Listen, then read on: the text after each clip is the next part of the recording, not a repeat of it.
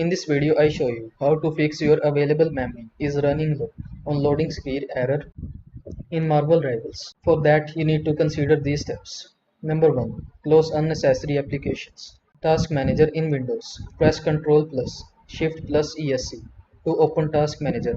Identify resource intensive processes and end them. Activity Monitor in Mac OS. Open Activity Monitor and tweaked applications consuming high memory. Number 2. Verify game files in Steam. Right-click on Marvel Rivals in your library, select Properties, then Local Files, and verify integrity of game files. Number 3. Update graphic drivers. Visit the website of your graphic card manufacturer, like Nvidia, AMD, or Intel, to download and install the latest drivers. Number 4. Adjust game settings.